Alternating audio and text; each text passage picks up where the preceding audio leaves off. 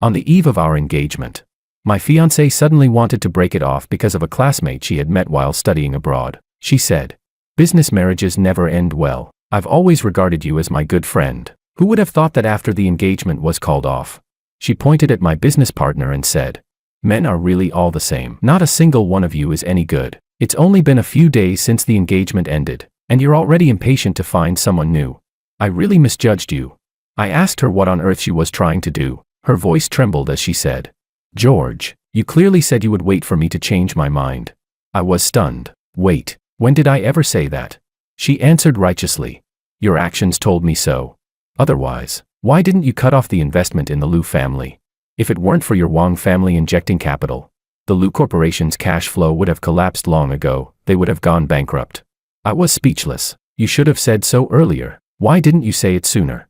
Chapter 1. I stood at the entrance of the banquet hall, my gaze cutting through the clinking crowd and landing on Willow, who was surrounded by several socialites not far away. "President Wang, congratulations," a business partner said as he approached with a glass of champagne. "You and Miss Liu are truly a match made in heaven." The corner of my lips lifted slightly. I raised my glass and took a small sip. "Thank you for coming." My eyes never left Willow, but I noticed her smile was a little forced. Her fingers kept rubbing the rim of her glass, one of her little habits whenever she felt nervous. "Willow," I walked to her side, my voice gentle. "Are you tired?"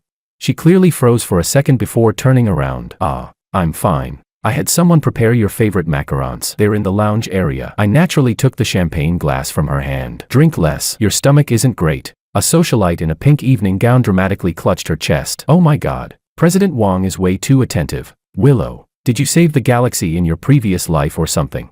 Willow tugged at the corner of her lips and forced a smile. "He's always been like this." I caught the subtle change in her tone, but only gave her hand a light squeeze. "I'll get you some desserts." As I moved through the crowd, I heard whispers behind me. I heard they were engaged since they were little.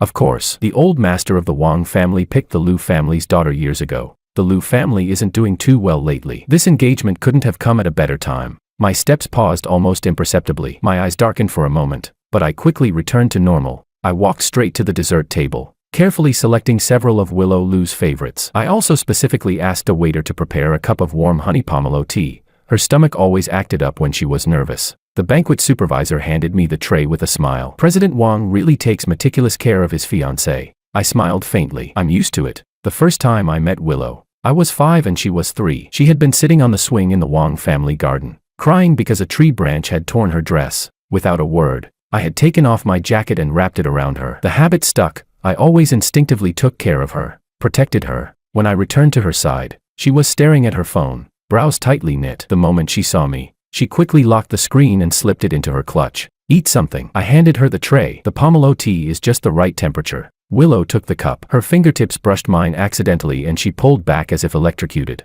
almost knocking over the tea. I steadied the cup firmly, frowning slightly. "What's wrong?"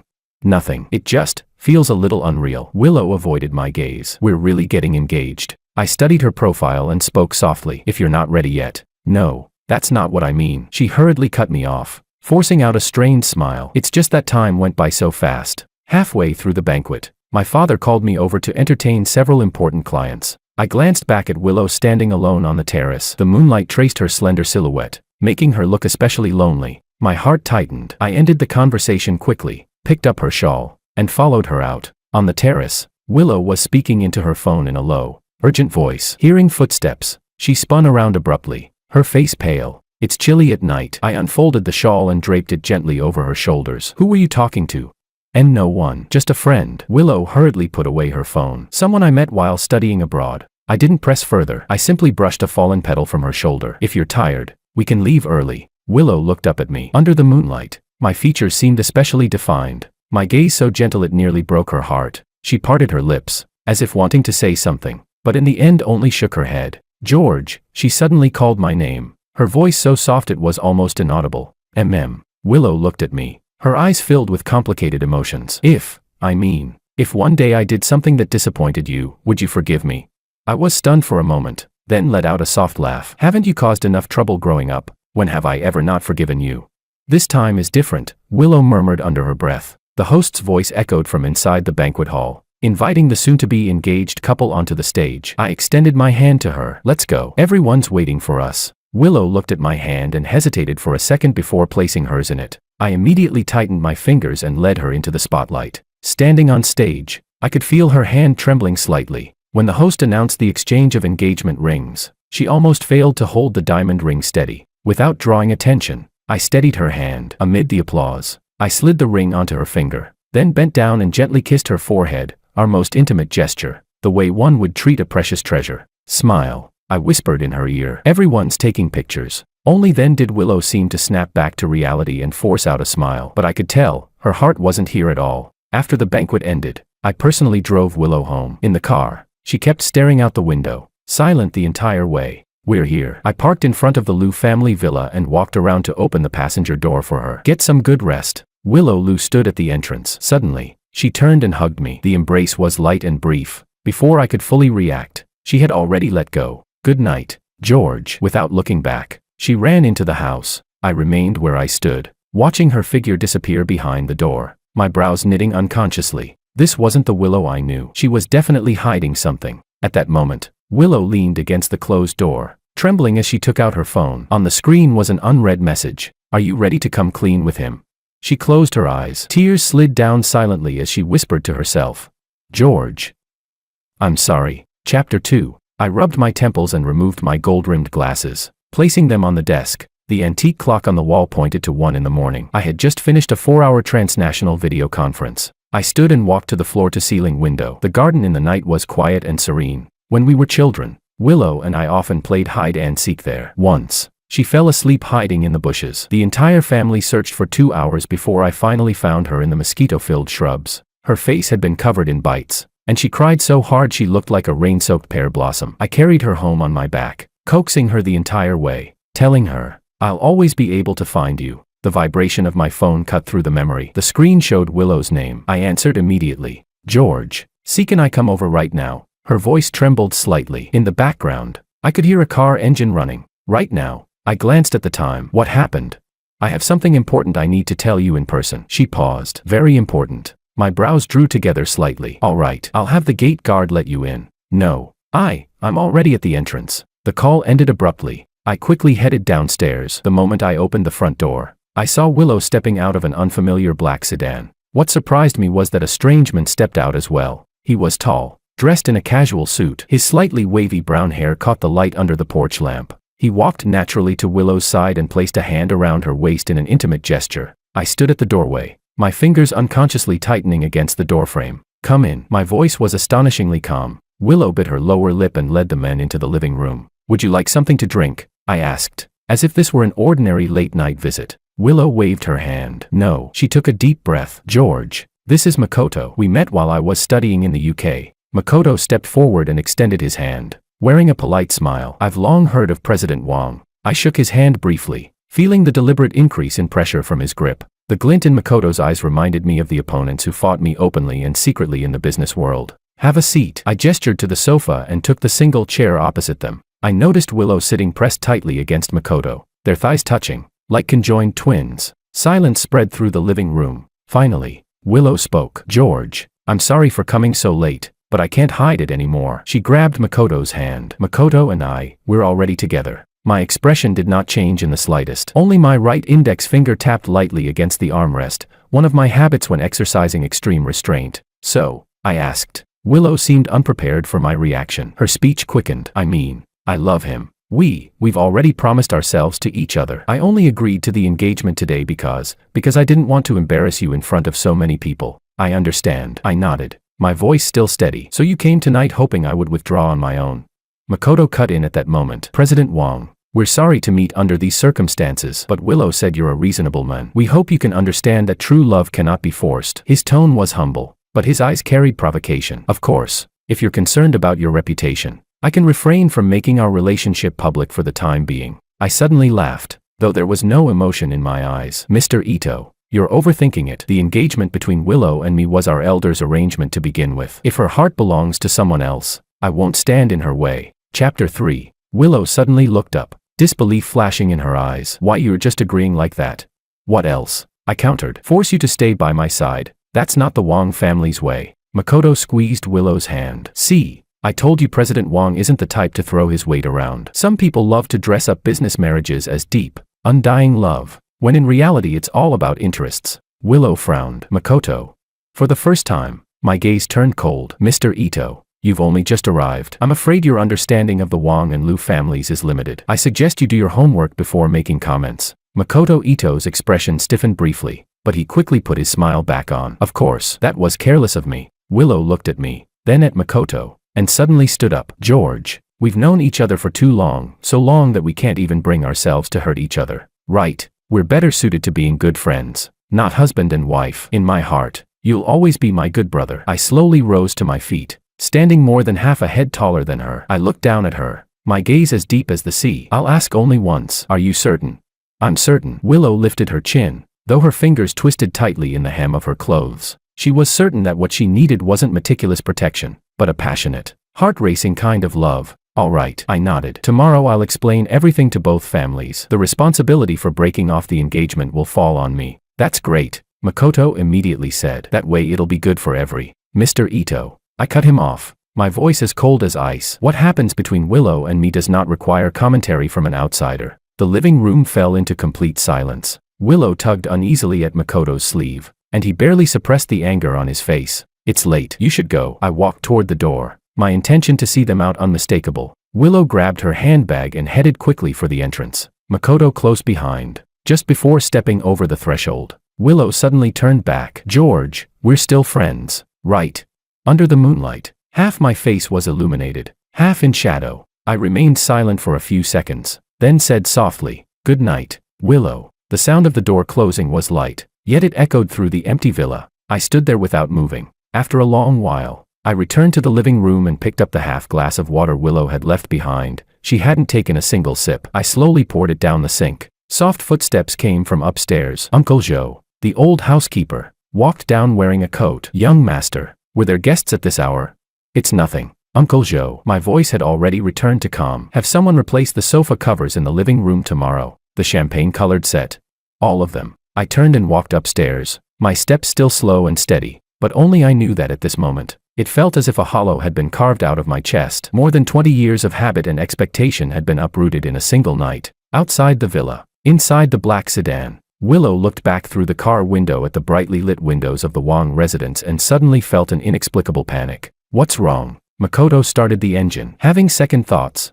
"No." Willow shook her head. "It just feels too smooth. It doesn't feel real." Makoto let out a scoff. "What's not smooth about it? No matter how powerful George is, it's not like he can force you to marry him." He reached over and pinched Willow's cheek. "Stop overthinking it, baby. Starting tomorrow, we can finally be together openly." Willow forced a smile and leaned back in her seat. As the car drove away from the Wang villa, she couldn't help but look back once more. Under the moonlight, the mansion she had grown up playing in gradually receded into the distance, like something she couldn't quite name, quietly slipping through her fingers. Chapter 4. The first rays of sunlight poured into the bedroom. I was already fully dressed, standing before the floor-to-ceiling window. My phone screen lit up. A message from my father. "I heard you took the initiative to break off the engagement. The old master just called." He was shaking with anger. "I need an explanation." My fingers paused over the screen before replying. "Willow's heart belongs to someone else. There's no point in forcing it. I'll personally apologize to Grandpa Liu." The moment I pressed send, another message came in. "The board of directors is already asking, are we still investing in the Liu Group's project?" My gaze darkened slightly. In recent years, the Liu Group's cash flow had been strained. That new energy project was their last hope of turning things around. Originally, after the engagement banquet, the Wang Group was supposed to release the first round of funding. "Proceed as planned," I replied. "Business is business. It doesn't mix with personal feelings." I had barely put my phone down when it rang. The screen showed Uncle Liu. I took a deep breath and answered. "George, Willow just came back and told me you're breaking off the engagement. What on earth is going on?" Diego's voice was both anxious and furious. "Uncle, I had planned to visit today to explain in person," I said evenly. "Willow has found someone more suitable. I believe her choice should be respected." "Ridiculous. Who could possibly be more suitable than you? That exchange student named Ito whatever. Has Willow been fed some kind of love potion?" I walked into the dressing room and retrieved a document from the safe. "Uncle, I'll bring the termination agreement this afternoon. As for Willow's feelings, I think she has the right to decide for herself." There was a long silence on the other end. Finally, Diego let out a heavy sigh. "George, did you already know about this?"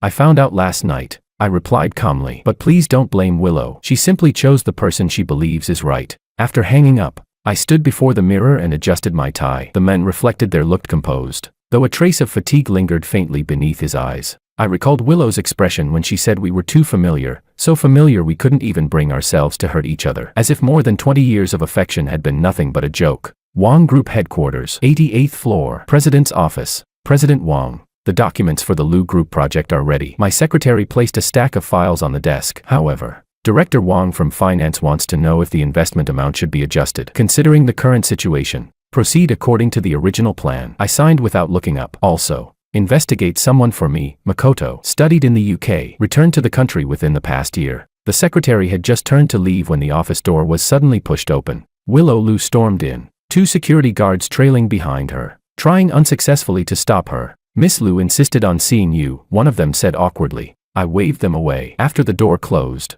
Willow flung a stack of photos onto my desk. Care to explain? Her voice trembled. You break off the engagement yesterday, and today you're already rushing to find someone new. I lowered my eyes to the photos. They showed me at a restaurant last week discussing business with a female client. The angles were deliberately chosen to make it look like an intimate date. The edges had even been intentionally cropped to remove the other colleagues who had been present. I shrugged. A business meeting. I pushed the photos back toward her. Who gave these to you? Does it matter? Willow let out a cold laugh. I just didn't expect that while you kept saying you respected my choice, behind my back you'd be this eager. I stood up and walked around the desk until I was directly in front of her. Willow, you've known me for over 20 years. Do you really believe I would do something like this? She took a step back. I didn't, until Makoto showed me these. He was right. You businessmen are the best at putting on one face in public and another in private. Makoto, my eyes turned icy. He followed me and took these photos. Willow shot back emotionally. He just happened to see it. George, do you know what disgusts me the most? It's not that you're seeing another woman, it's that yesterday you acted so generous. Chapter 5. I looked at her quietly, my gaze probing, almost amused. After a long moment, I asked, you believe him, but not me. I believe the evidence. Willow pointed at the photos. Makoto's right, you're exactly the kind of person who... Enough. I cut her off. My voice remained calm, yet carried unquestionable authority. Willow, our engagement has already been dissolved. Who I meet is none of your concern. Even if I were seeing someone new, so what? As for these photos, I picked one up and held it against the light. Tell Makoto that next time he secretly takes photos, he should remember to use a camera with higher resolution. Willow's face flushed red, then pale. Why, you have nothing to explain. If you believe him, there's no need to ask me. I walked back behind my desk and sat down. If there's nothing else, I have a meeting to prepare for. Willow stood there, her chest rising and falling sharply. She had expected to see me flustered, scrambling to explain. My composure only fueled her anger. George, I never thought you were this kind of person. She snatched up the photos and stormed out, slamming the door. The office fell silent again. I picked up the intercom. Secretary, investigate Makoto's background. The more detailed, the better. 3 days later, the top private club in Rose City. Willow walked into the private room with her arm linked through Makoto's. Inside, it was already filled with their friends, mostly people from her study abroad circle. Ever since news of the broken engagement spread, her social media accounts had been flooded with questions. Willow, you really broke off the engagement with George? A girl in a red dress asked eagerly. Why? Makoto answered first. Because some people look polished on the surface, but are rotten underneath. He smiled meaningfully. Willow finally saw his true colors. The room erupted in murmurs, everyone pressing for details. Willow took a sip of wine and said vaguely, we just realized we weren't suitable. George isn't as good as I thought. Oh my God, another girl exclaimed. George is famous in our circle for being disciplined and self-restrained. So many socialites tried to get close to him and failed. Willow, you're not saying he... Makoto suddenly pulled out his phone. Perfect timing. I happen to have proof. He opened the photos, the very same ones he had shown Willow days ago. Look, this is your so-called self-restraint. The room buzzed instantly. Willow felt a flicker of discomfort. These were, after all, privately taken photos. But Makoto had already begun circling the room with his phone, making sure everyone saw clearly. And that's not all. Makoto continued, lowering his voice. The Wong Group has recently been secretly suppressing the Lu Group. Several Lu projects have already been snatched away. What? Willow shot to her feet. Why didn't I know about this? Your father didn't want you to worry. Makoto wrapped an arm around her shoulders. But I have friends in investment banking. They're well informed. George may act generous on the surface, but behind the scenes he's retaliating commercially. A man like that. The private room door was suddenly pushed open. Diego stood at the entrance, his expression dark. Willow, come home with me. The room fell silent. Willow stood up uneasily. Dad, what's wrong? Diego cast a cold glance at the phone in Makoto's hand. Spreading rumors outside, this is the kind of judgment you have. He then turned to the others in the room. The Wang and Lu families have cooperated for many years without conflict. Please do not believe certain individuals' fabricated claims. Chapter 6. On the drive back, Willow couldn't hold back anymore. Dad, those photos are real. George is a hypocrite.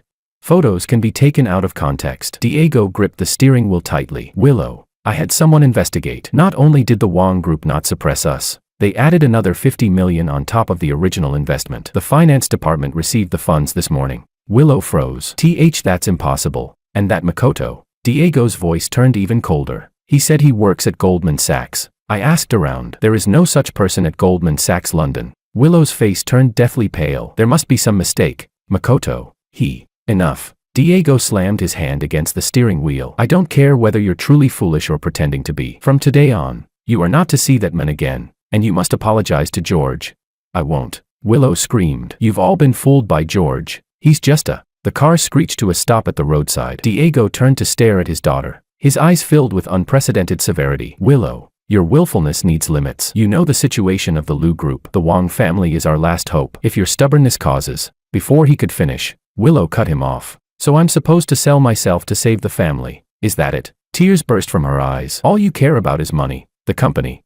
She yanked the door open and ran out, ignoring her father's shouts behind her. She flagged down a taxi and disappeared down the road.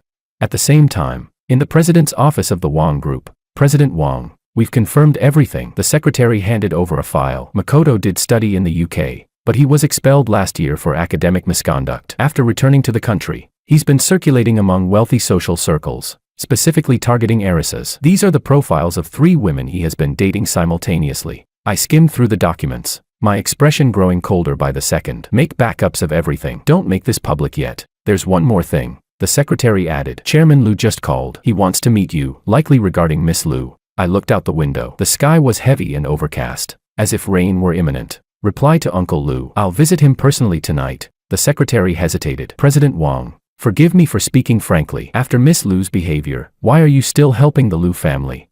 I was silent for a moment. More than 20 years of ties aren't something you cut off overnight. I closed the file. Remember, don't let Willow know about what we found today. Not yet. The secretary nodded and left. I picked up the photo frame on my desk. Inside was a picture of Willow, Lu and me at 15, standing by the sea, both of us smiling brightly. I gently traced the edge of the frame with my thumb, then turned it face down on the desk. Outside the window, the rain finally began to fall. Chapter 7. The rain poured heavier and heavier. Willow stood in the corridor outside her father's office, her fingers tightly gripping the strap of her handbag. It had been 3 days, ever since their argument in the car. Her father hadn't returned home. She had made dozens of calls, all redirected to voicemail. Miss, the chairman is in a meeting, the secretary said politely, blocking her way. Would you like to wait in the lounge?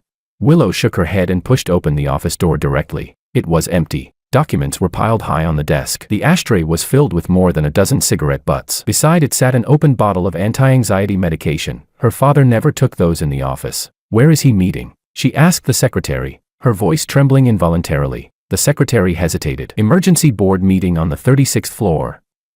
The Lu Group's cash flow has encountered some issues. Willow rushed toward the elevator, her heart pounding like a drum. She knew the Lu Group had been struggling, but had it reached the point of an emergency board meeting?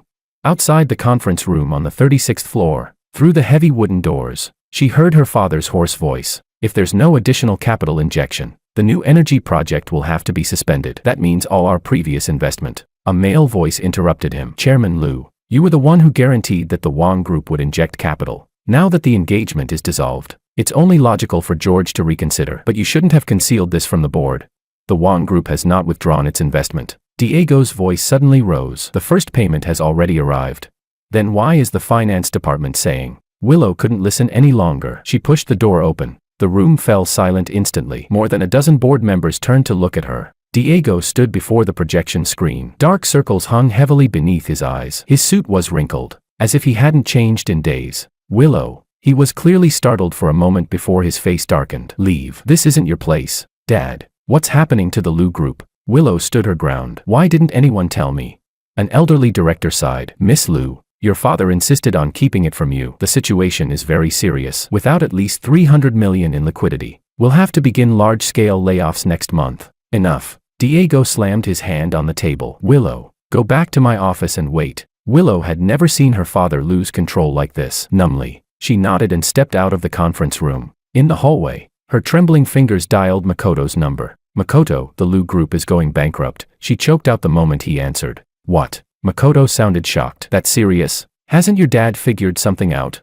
I don't know. They're in a meeting. Makoto, I'm scared. Don't be scared, baby. His voice softened. I'm meeting an important client right now. I'll come see you tonight. By the way, don't touch the properties and stocks under your name yet. Let me analyze everything for you first. After hanging up, Willow felt a flicker of comfort. At least Makoto was still by her side. She thought of George, and bitterness surged in her chest, just as Makoto had said. The Wong Group had begun retaliating by pulling back support. That evening, Willow fell asleep in her father's office while waiting. She was awakened by the sound of an argument. Rubbing her eyes, she saw her father shouting into his phone. What do you mean only 3 more days? President Lee, we've worked together for 20 years. Whatever was said on the other end made Diego deflate like a punctured balloon. He sank into his chair. Fine, 3 days. He hung up and finally noticed his daughter awake. Dad, Willow spoke timidly. Diego rubbed his face wearily. Let's talk at home. The Lu villa was brightly lit yet eerily cold. Simple dishes sat on the dining table, barely touched. Finally, Willow broke the silence. So, the Wong Group really withdrew their investment.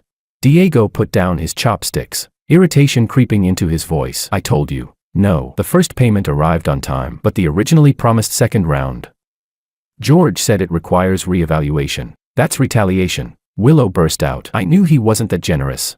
Retaliation. Diego let out a cold laugh. Then who do you think anonymously injected $150 million into the Lu Group? Willow froze. What anonymous injection?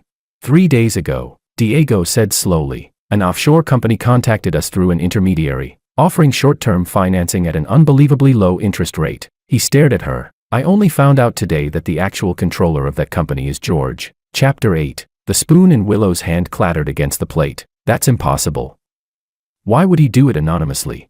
Diego shot back. Why do you think? His voice suddenly rose. Because he knows how stubborn you are. He knows you'd rather let the Lu Group go bankrupt than accept his help if you knew it came from him. Willow stood up abruptly, the chair scraping harshly against the floor. This isn't help, it's humiliation. She snapped. He just wants me to know that without him, the Lu family is nothing.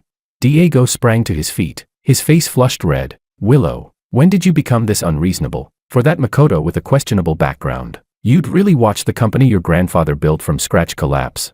Makoto, he what? Diego cut her off. What has he done for you these 3 days? How many calls has he made? And George? Even after you humiliated him publicly, he's still helping the Lu family in secret. Can't you tell who's sincere and who's not?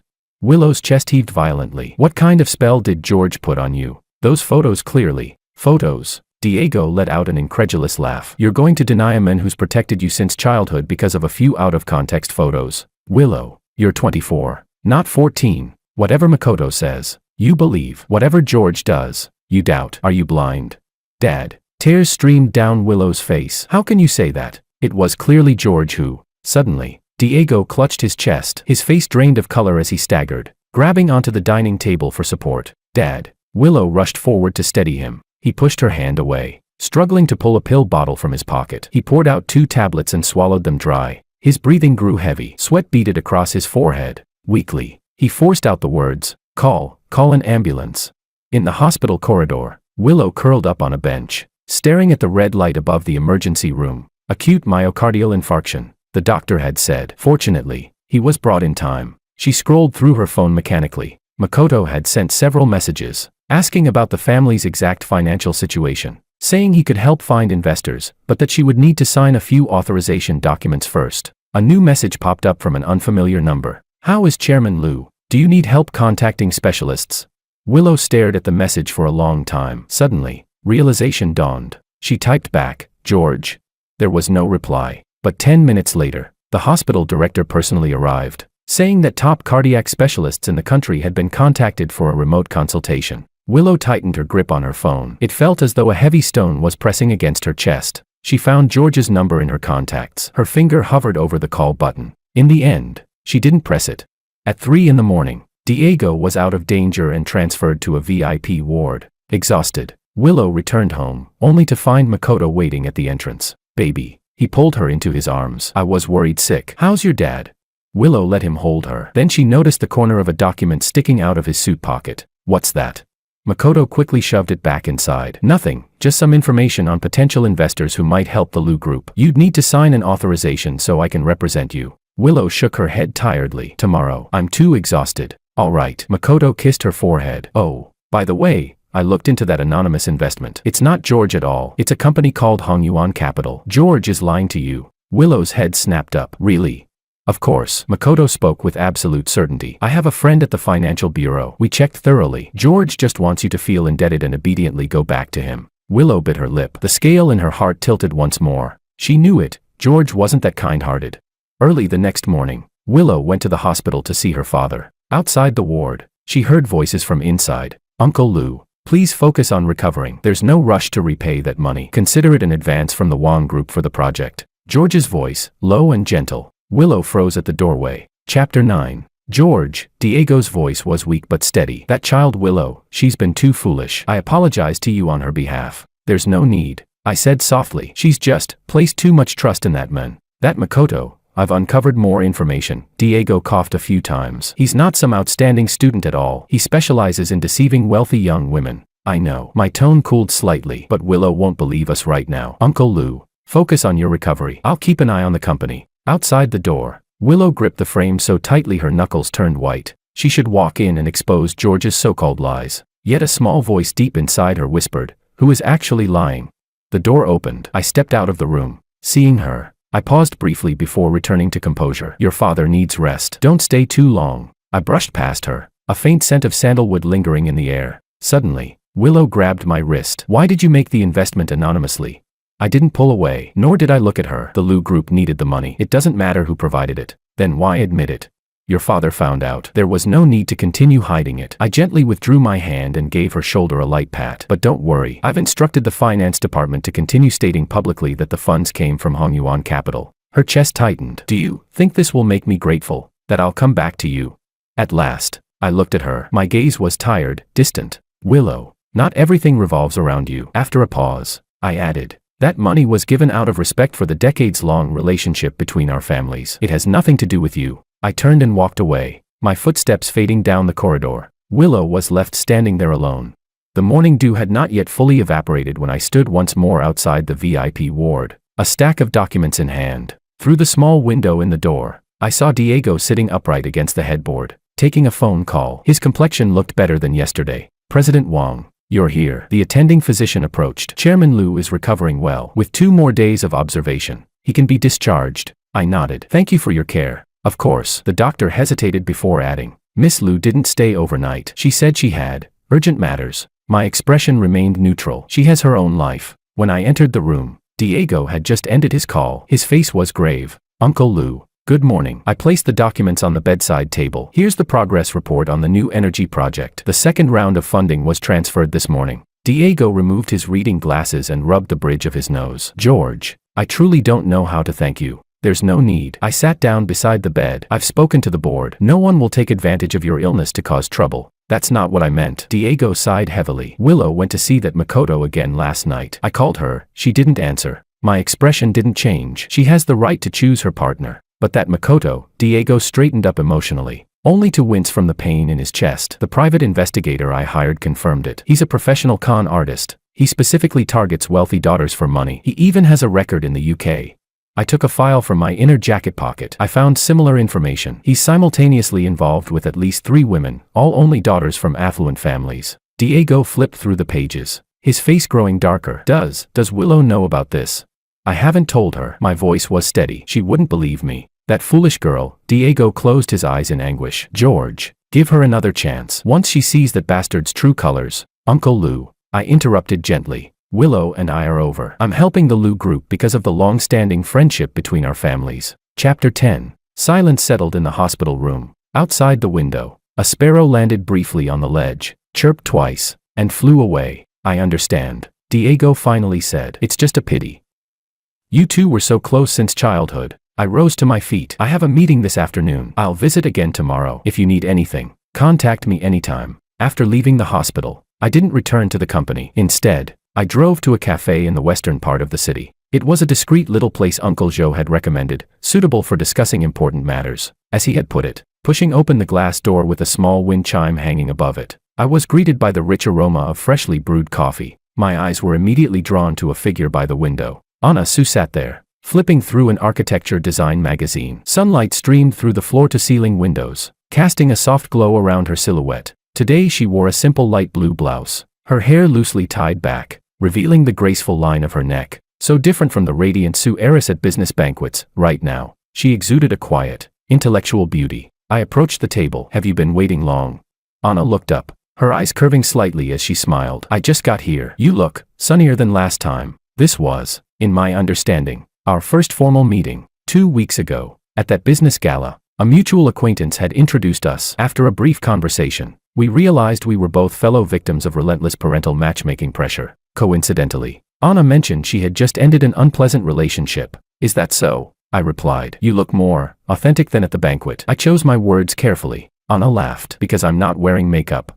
Because you're not wearing high heels. I gestured toward the white sneakers placed beside her chair. That day you were armed with 10-centimeter weapons. Your presence filled the room. Anna burst out laughing. That was armor. Facing that many business tycoons for the first time, I had to suit up. The waiter brought over 2 cups of hand-poured coffee. Mine had no sugar. Anna had remembered the preference I casually mentioned last time. So, Anna stirred her coffee thoughtfully. Are we really going to pretend to date? My parents have started arranging blind dates again. I met 2 last week, each more outrageous than the last. The corner of my lips lifted. My father too. Yesterday he even hinted that if I can't find someone suitable, a man would do. Anna nearly choked on her coffee. Chairman Wong is that open-minded.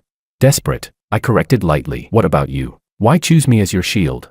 Anna rested her chin on her hand, thinking. Because you seem not annoying. And I did my homework. No bad habits, aside from being a workaholic. Fair enough. I raised my cup. I heard Miss Sue once stayed in her studio for 3 straight days finishing a design draft.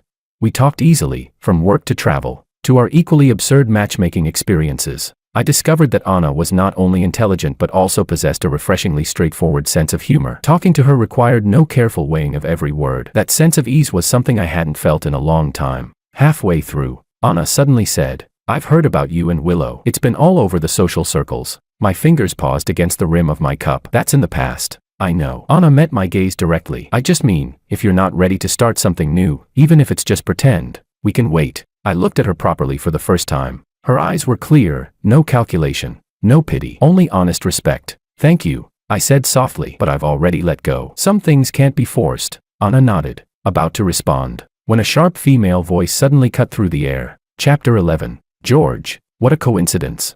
Willow stood by our table, impeccably made up, dressed in the latest Wong collection dress, a limited edition handbag dangling from her wrist. She looked as if she had just stepped out of a luxury boutique. Makoto was nowhere to be seen. I frowned slightly. Willow, how did you? She cut me off. Aren't you going to introduce us? Her gaze swept over Anna with undisguised hostility. And this is Anna, I said calmly. Vice President of Sue Architecture. Anna Sue. This is Willow. Anna extended her hand politely. I've heard a lot about Miss Lu. Willow pretended not to see the offered hand. She pulled out a chair and sat down instead. George, you move fast. How long has it been since we broke up? And you've already found someone new? Other patrons in the cafe had begun glancing in our direction. My expression cooled. Willow, mind the setting. What? Afraid to admit it, she raised her voice. Yesterday you were acting all devoted in front of my dad. Today you're out on a date. George, you're unbelievable. Anna placed her cup down gently. Miss Lu, I think you misunderstand. President Wong and I are just what? A business meeting. Willow sneered. In a cafe this romantic, dressed like this. She turned to me. Did you pick this place on purpose to provoke me? These are all my favorite shops around here. I inhaled slowly. Willow, let's talk outside. Why should we? Her eyes reddened. What are you hiding? Anna stood up suddenly. I'll step away for a moment. She gave me a look of understanding and left gracefully. Only after she was out of earshot did I lower my voice. What exactly do you want? What do I want? Willow's voice trembled. George, you said you'd wait for me to come back. I stared at her. When did I ever say that? You didn't have to say it. She clenched her fists. Your actions did. The anonymous investment, helping my dad contact specialists, wasn't all that meant to make me regret leaving. I looked at her quietly. My gaze had become so unfamiliar that it made her uneasy. Willow, you think too highly of yourself. I helped the Lu Group purely out of respect for our family's decades-long friendship. I paused. As for waiting for you, you're no longer worth that effort. The words cut like a blade. Willow shot to her feet, knocking over her coffee cup. Dark liquid spread across the table. You bastard. Her voice broke. You clearly all these years. That was the past. I pulled out tissues and began wiping the table. Willow, as a former friend, I feel obligated to remind you, Makoto has problems. Enough. She stepped back, disgust flooding her eyes. Even now you're trying to smear him. George, you make me sick. My hand stilled midair, the last trace of warmth in my eyes extinguished. I nodded lightly, my voice as faint as early winter mist. Very well, then I have nothing more to say. Anna returned at that moment, holding a few napkins. Do you need help? Willow watched the two of us standing side by side and suddenly found it hard to breathe. I turned to Anna, my tone gentle. It's fine, we should go. George, Willow called after me. You'll regret this. Business marriages never end well. I glanced back, a faint smile curving my lips. Who said this is a business marriage?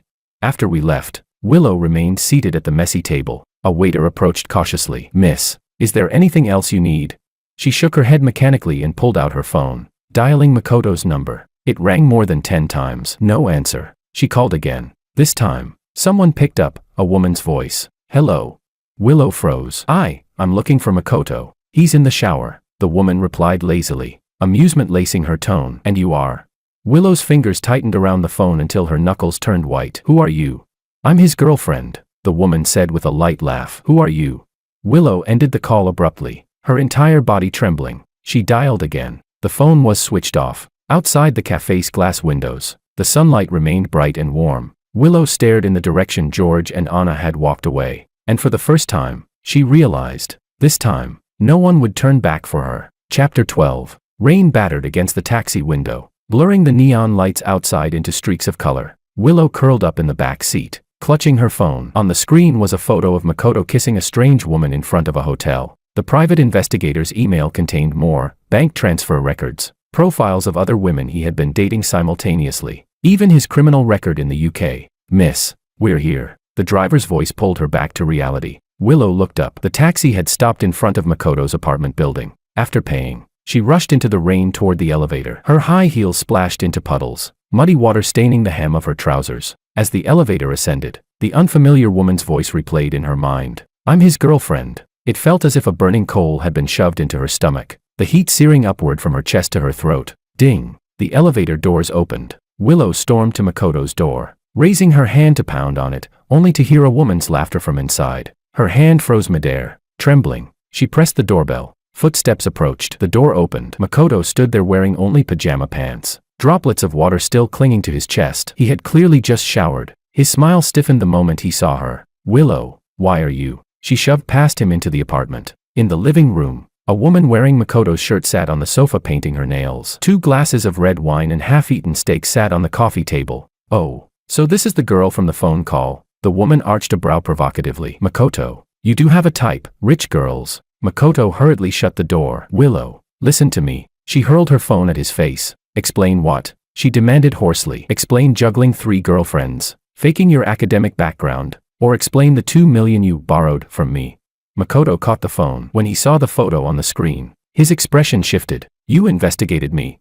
My dad hired a private investigator. Willow's voice cracked. Do you know what I did for you? I called my father blind. I turned against George, and you. George? Makoto suddenly let out a cold laugh. You're still thinking about George? Willow, you think he's some saint? The methods he used to investigate me, are they any cleaner than mine?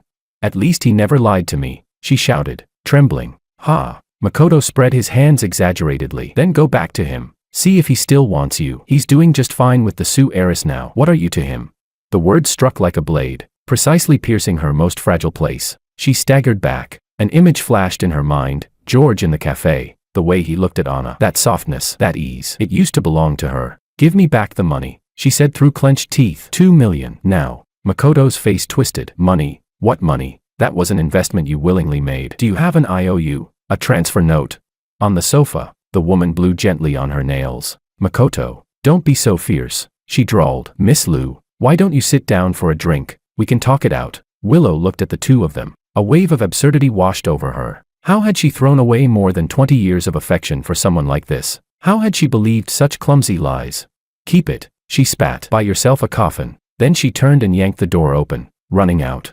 The rain poured even harder. Willow wandered the streets aimlessly, soaked through, her hair plastered to her face, Passing a jewelry store, she noticed the television in the display window broadcasting financial news. Today, the Wang Group and Su Architecture announced a strategic partnership. There are also rumors of an upcoming marriage alliance between the two families. George Wang, heir of the Wang Group, was photographed attending an event alongside Anna Su, the Su family's only daughter. Willow froze. On the screen was a photo of George holding an umbrella over Anna. He was slightly leaning down, listening to her speak, the expression on his face, so familiar, and yet no longer hers. The phone vibrated. It was a message from Diego. Willow, come home. George has helped us contact a new investor. The Lu Corporation is saved. In the rain, Willow's tears slid down silently. She hailed a taxi to the Wang Group headquarters. The Wang Tower was brightly lit. Even though it was already 9 at night, as the core of a business empire, quite a few employees were still working overtime. Soaked to the skin, Willow walked into the lobby. The receptionist stood up in surprise. Miss Lu, is George here? Willow's voice was hoarse. President Wang is in a meeting on the 68th floor. But Willow had already rushed toward the elevator. She unlocked the private elevator with her fingerprint. George had never revoked her access. As the elevator ascended, Willow looked at herself in the mirror. Her makeup was smudged, her hair tangled, her eyes swollen and red. This disheveled figure was completely different from the proud heiress of the Lu family she once was. The door to the conference room on the 68th floor was half open. George's voice came from inside. So this project will be handed over to President Song for supervision. The Su Corporation will send a technical team over. We expect that by next week. Willow pushed the door open, and every gaze in the room turned toward her. Chapter 13. At the head of the conference table, I was dressed in a deep blue suit. Documents spread out before me. When I saw her, my brows knit slightly, but the expression quickly faded. Meeting adjourned for 10 minutes. I said to my team, please take a short break. One by one, they filed out, their curious glances sweeping over Willow. The last person out thoughtfully closed the door. You should have called first, I said. I stood and retrieved a towel from the cabinet nearby, handing it to her. What happened? Willow didn't take it. Rainwater dripped from her hair onto the carpet. You already knew, didn't you? About everything, Makoto. I placed the towel on the conference table. I knew some of it. Why didn't you tell me? Her voice trembled. You just watched me jump into a fire pit. I stared at her. Didn't I tell you? Have you lost your memory? I warned you not to trust him. Do you remember what you said to me? George, you make me sick. The words landed like a slap. Willow staggered slightly. Yes, she had said that. In the cafe, in front of Anna. I was blinded by him. Her voice broke. George, I was wrong. I really was wrong. I walked to the window, turning my back to her. Did you come here hoping I'd say, it's okay, I forgive you?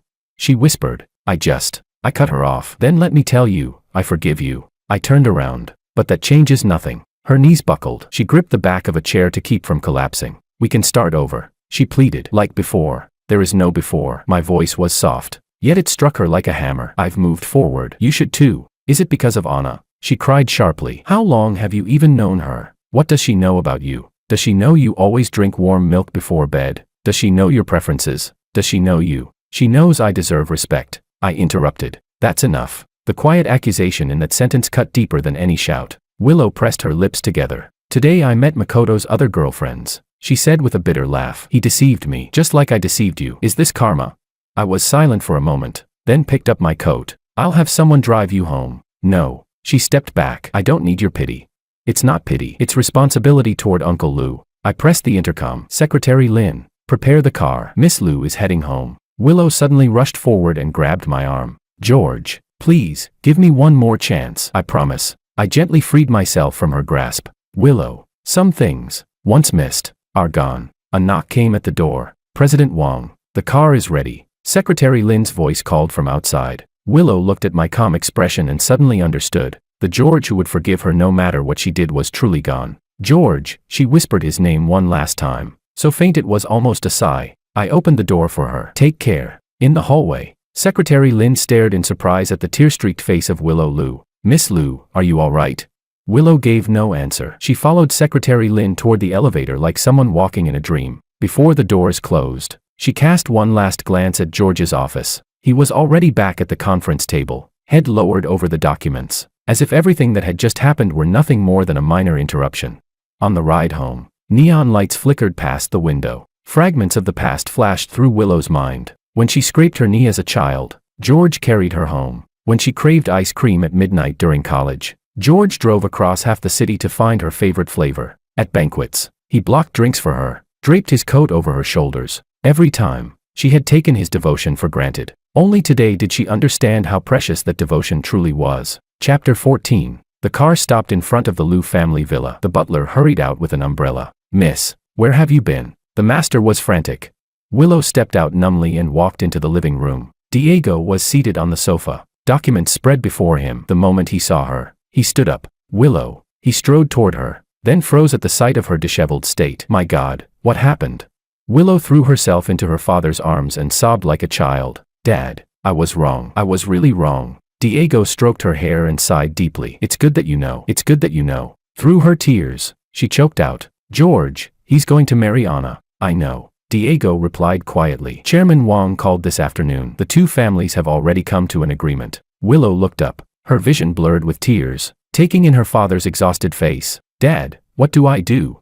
Diego guided her to sit on the sofa. "Willow, some things, once lost, are lost. What you need to do now is reflect and start over." "But He cut her off gently. "George has helped us more than you know. Without him, the Liu group would already be bankrupt." "He even what?"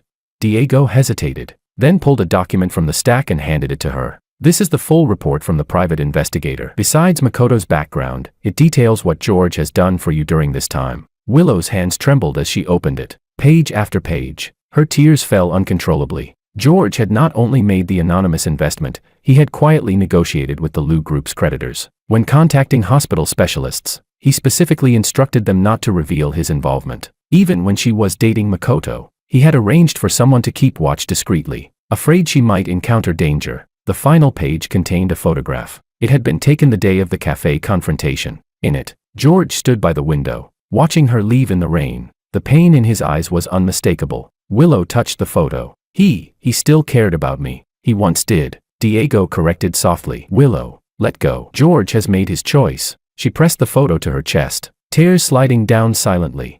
Willow stood before a mirror, her fingers brushing the lace of the wedding gown. George had commissioned it in Paris. It was meant for their wedding. "Miss," the maid hovered nervously at the dressing room door. "Are you really going to go like this?"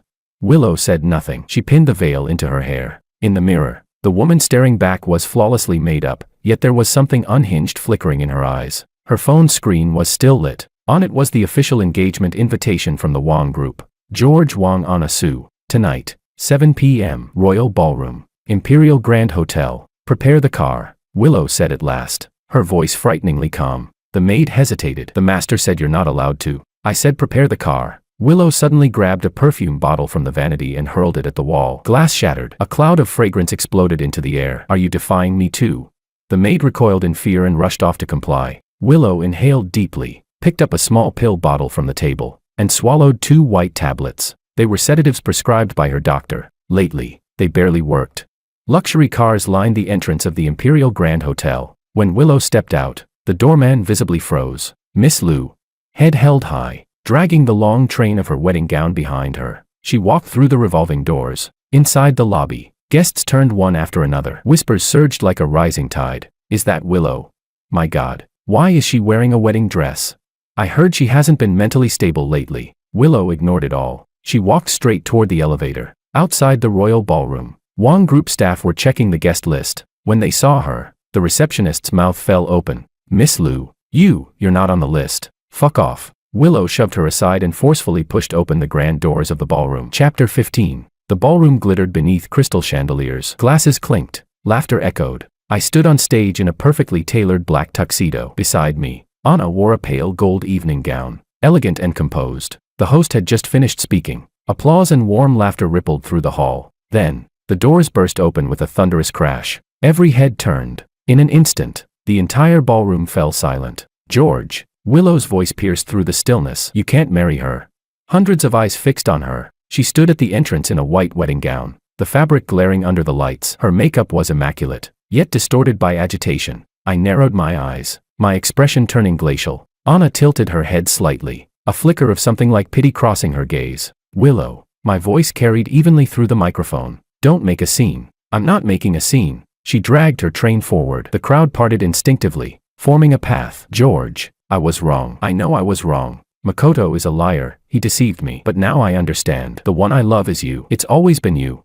A wave of murmurs surged through the guests. Phones were raised. Camera flashes ignited in bursts. Willow reached the foot of the stage and looked up at me. Do you remember? She pleaded. You said you would always protect me, always be able to find me.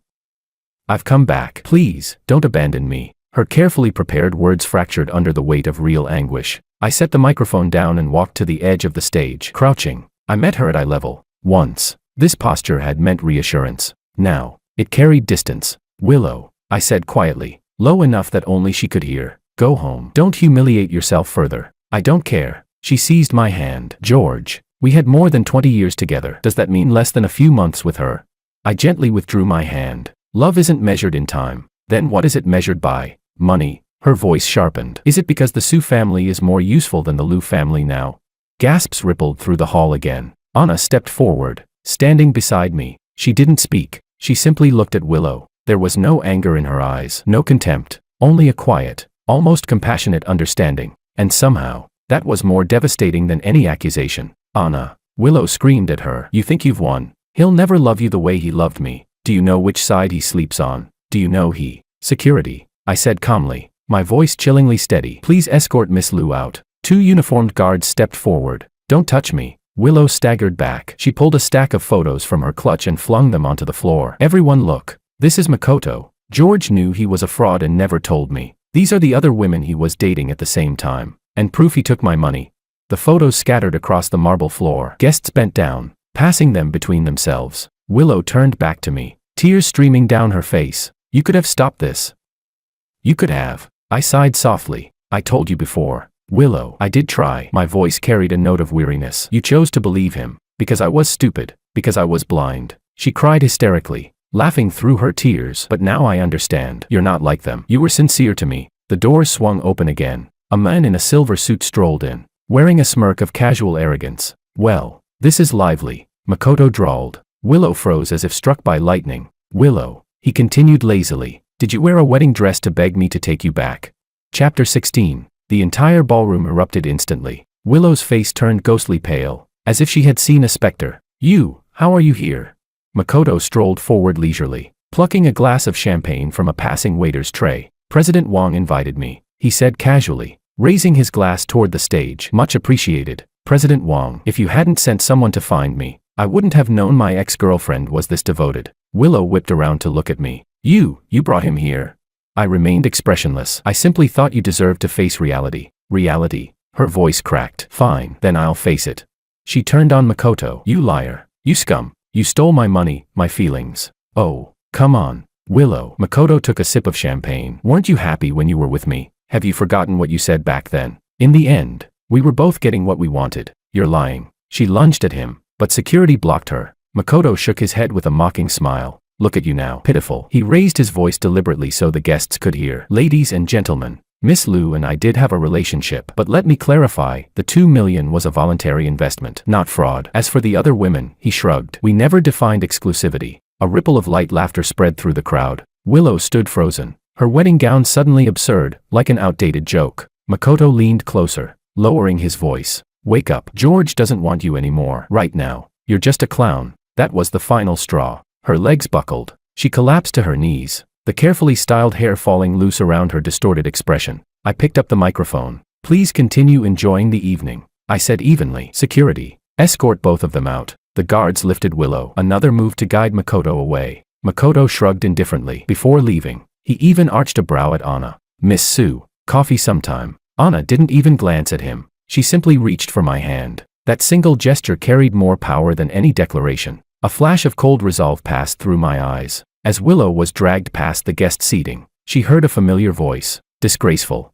She looked up. Diego stood there, his face ashen with anger and heartbreak. Dad, she whispered weakly. He turned away without another word. The ballroom doors shut behind her, sealing off the lights, music, and laughter. In the corridor, Makoto had already disappeared. Only 2 guards remained nearby, watching her warily. Willow dragged her wedding gown toward the elevator. Stumbling, the mirrored walls reflected her image, smudged makeup, tangled hair, hollow eyes, like a ghost. The elevator doors opened to reveal a group of well-dressed young guests. At the sight of her, they fell silent. As she brushed past them, whispers trailed behind. That's Willow. I heard she's unstable. Went crazy over George, didn't she? The doors closed, cutting off the noise. Willow leaned against the cold metal wall and slowly slid down to the floor. Her gown spread around her like a withered flower. Outside the hotel, fireworks suddenly burst across the night sky, the grand finale arranged for the engagement celebration. Willow stood on the steps, looking up. The colorful explosions illuminated her tear-streaked face. A black sedan pulled up quietly in front of her. The window rolled down, revealing Uncle Joe's weathered face. "Miss Lou," he said gently, "young master asked me to take you home." That single form of address, Miss Lou, drew the final line between them. Chapter 17. Willow got into the car numbly. On the back seat lay a paper bag containing a few pieces of clothing she had left at the Wong residence. On top was a blue scarf, the one George had wrapped around her neck himself when they were 15. Fireworks continued to bloom across the sky, illuminating the entire night. Willow clutched the scarf tightly to her chest. Like a child who had lost everything, she finally broke down and sobbed. She now sat curled up on the bay window in her bedroom, her fingers unconsciously stroking that same blue scarf. Outside, autumn rain fell steadily, draping the city in a gray mist. Since the disastrous scene at the engagement banquet 2 weeks ago, she had not stepped outside this room. Her phone lit up, a message from her father. "Willow, come downstairs for dinner. The Lu Group secured new investment. We need to talk." She didn't move. The fate of the Lu Group meant nothing to her now. Her social media accounts had been overwhelmed by photos and videos from that night. Headlines like, "Lu heiress loses her mind," and "Failed wedding crash at elite engagement," had trended for days. Former friends had vanished overnight. She had become a public spectacle. On her bedside table lay a photo album, one she had spent 3 sleepless nights assembling. From age 5 to 24, every photograph of her and George was carefully arranged inside. Beside each one, she had written words of regret and longing. Her phone vibrated again. A news notification. Heir of the Wong Group and Sue heiress spotted on romantic getaway in the Maldives, premarital honeymoon.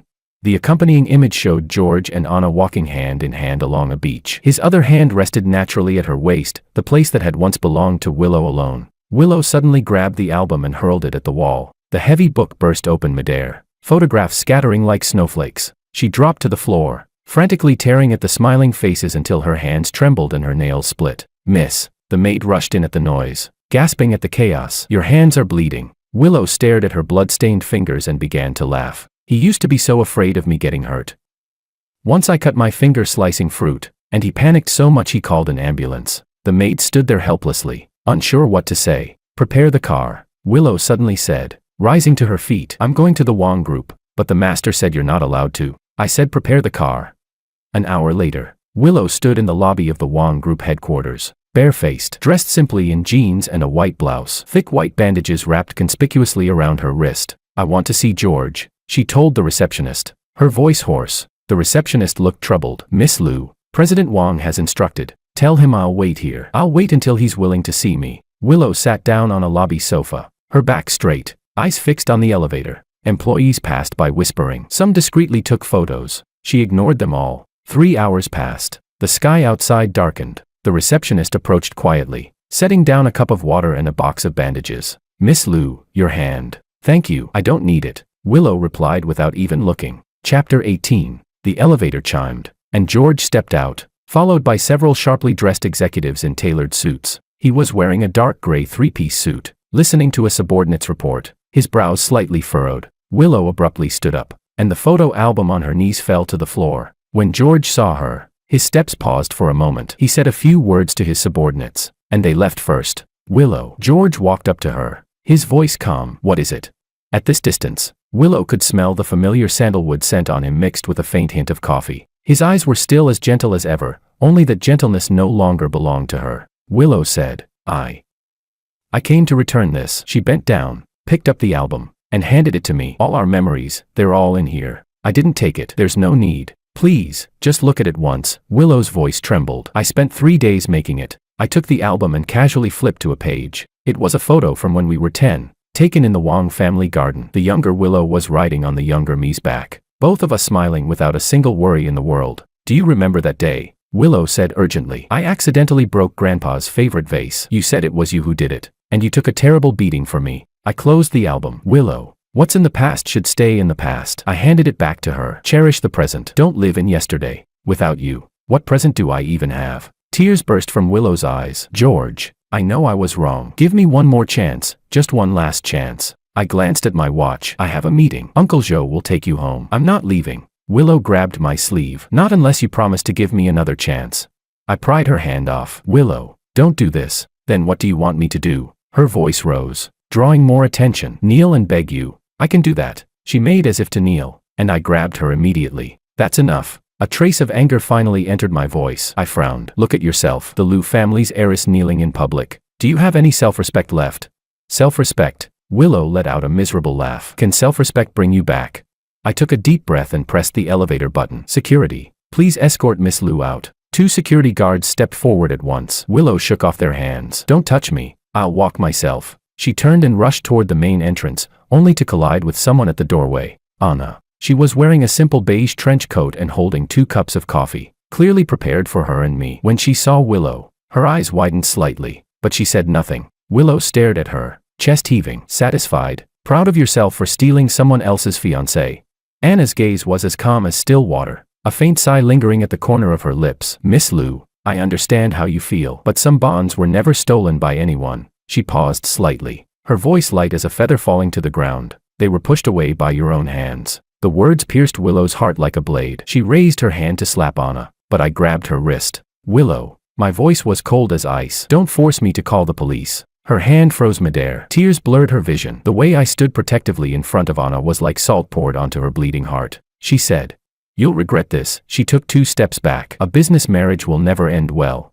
Anna gently held my hand. Miss Liu, what George and I share goes far beyond just business. I lowered my head to look at her, my gaze softening. That small interaction was more lethal than any words could ever be. Chapter 19. Willow rushed into the rain without an umbrella, letting the icy drops soak her completely. Behind her, she heard me giving instructions to the security guards, then Anna's gentle voice, "She needs help." Help! Willow burst into laughter in the rain. What she needed was time to turn back, a chance to choose again, for the George who would always tolerate and indulge her to return, but no one could give her that. In the days that followed, Willow became almost obsessed. She signed up for a cooking class, burning several blisters onto her hands just to perfect George's favorite braised pork meatballs. She found the gym George frequented and bought a 1-year membership, yet only dared to hide in a corner and steal glances at him. She even bribed a gardener from the Wang family estate just to track George's every move. But worst of all, she began posting anonymously online, fabricating dirt about Anna, from promiscuity during her college years to engaging in unethical business competition.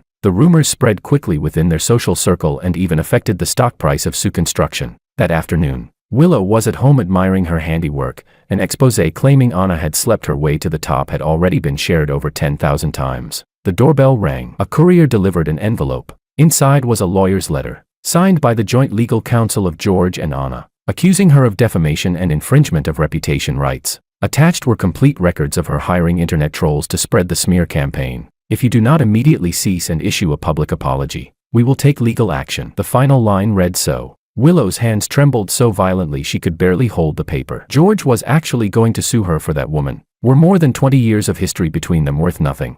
She grabbed her car keys and rushed out, heading straight for the headquarters of Sioux Construction. The front desk couldn't stop her. She stormed directly into Anna's office. Anna was in a meeting. Seeing Willow barge in, she merely raised an eyebrow and signaled for the others to leave first. Miss Liu, what can I do for you? She closed the folder in her hands, her tone calm. Willow slammed the lawyer's letter onto the desk. You made George send this. You think this can scare me?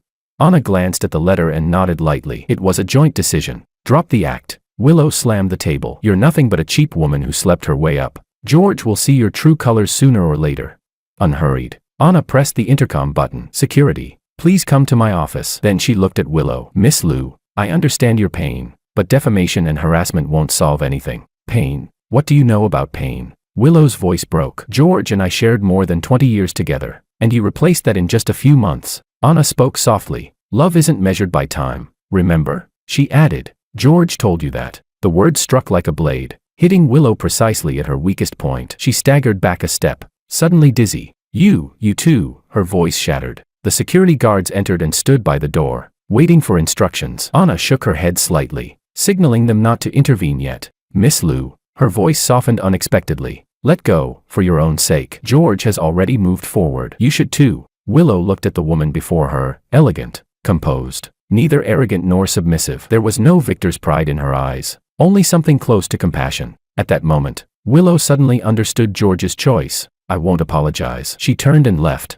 her voice so low it was almost inaudible. That evening, uninvited guests arrived at the Liu residence. When Willow went downstairs, she saw her father and George talking in the study. The door wasn't fully closed, and fragments of their conversation drifted out. "The Lou Group's situation is worse than I imagined," it was George's voice. "That loan matures next week." Her father sounded much older than before. "I'll contact the bank, one last time." Willow stood outside the door, her fingers clutching the hem of her clothes tightly. One last time, what did that mean?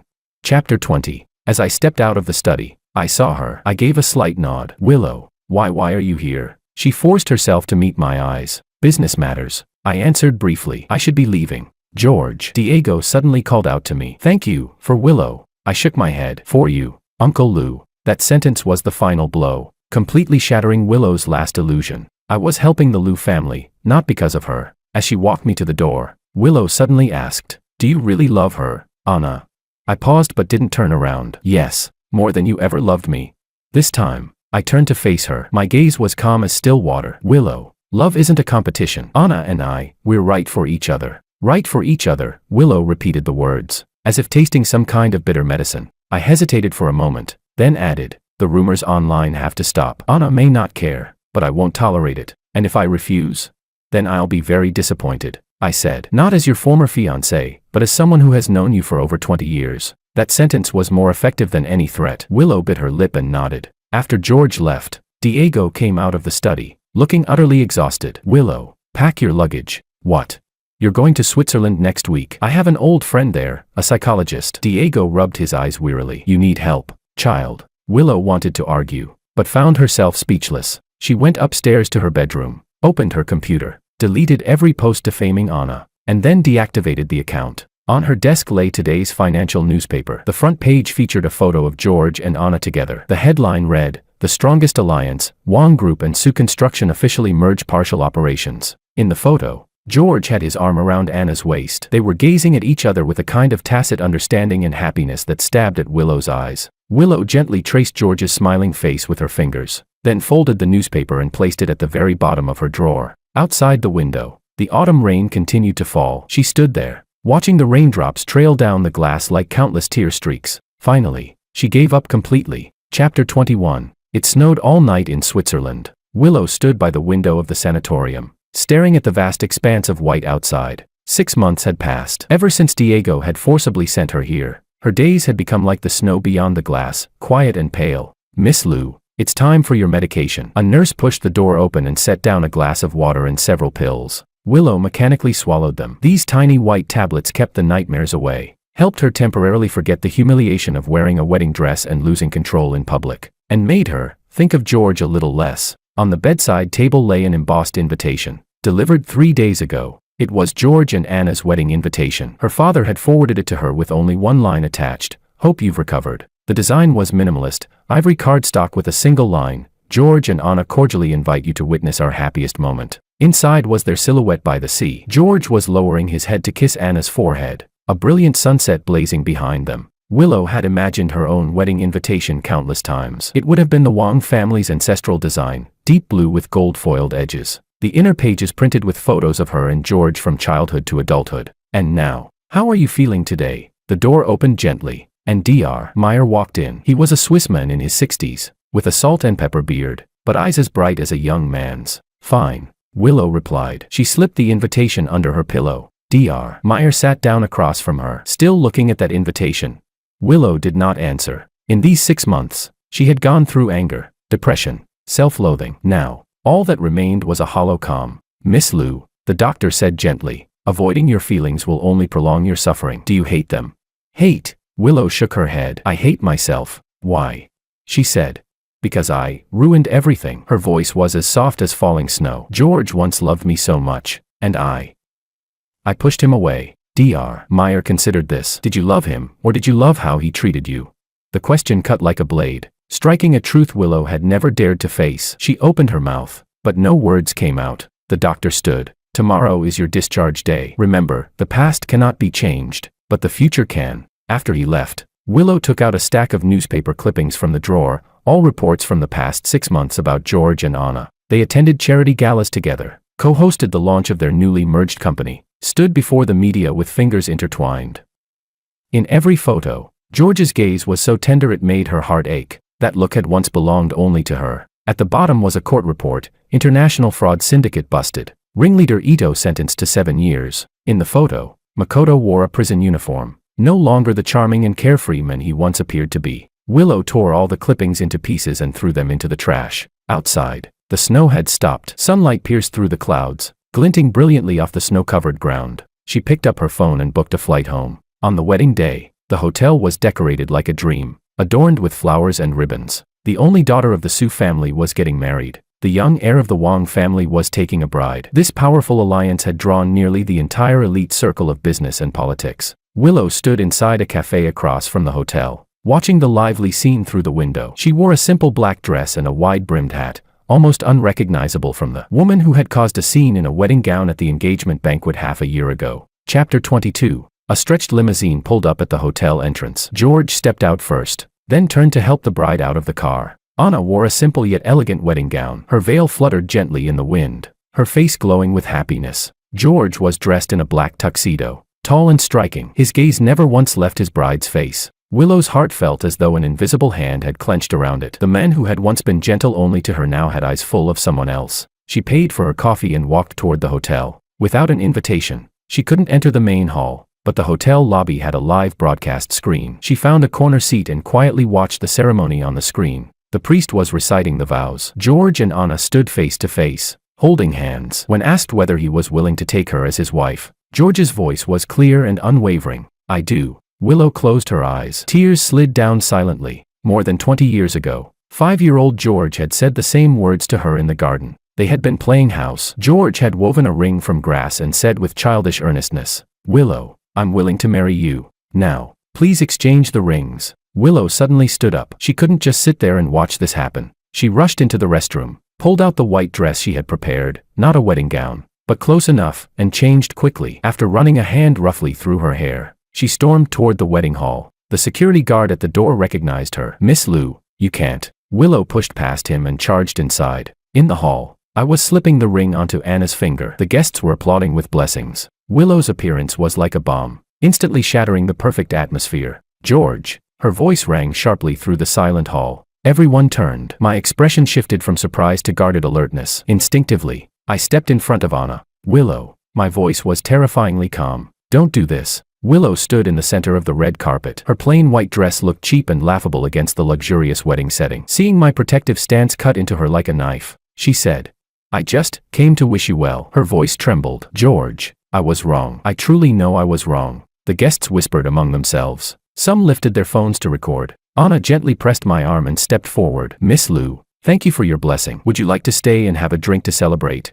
That composed and gracious invitation only made Willow feel more humiliated. She looked at Anna. This woman's elegance came from within. It wasn't something a spoiled heiress could imitate. No need. Willow stepped back. "I just wanted to say, I'm sorry." "I'm sorry, George." My expression softened slightly. "Willow, let the past stay in the past. I hope you find happiness too." "Happiness?" Willow almost laughed. Without George, how could she ever be happy? But she only nodded and turned toward the exit. Behind her, the host's awkward voice resumed. "Let us continue celebrating this beautiful moment." Stepping out of the hotel, the sunlight stung her eyes. Willow removed her hat and let the wind scatter her hair. Half a year ago, she had left in the same disheveled state, but this time, she would not look back again. She called her father, but he didn't answer, so she went home directly to pack her luggage. Tomorrow she would leave for somewhere even farther away, New Zealand. Diego had a small vineyard there that needed someone to manage it. News of George's wedding was playing on her phone. She was about to turn it off when a breaking news alert interrupted. This afternoon, renowned entrepreneur Diego suffered a sudden cerebral hemorrhage and has been rushed to the hospital for emergency treatment. The photo frame slipped from Willow's hand and shattered on the floor. It was a picture of her and her father from last year's birthday celebration. The hospital corridor felt endless. By the time Willow arrived, the surgery was already over. The doctor regretfully informed her that although Diego's life had been saved, he might remain in a long-term coma. It was caused by overwork and stress,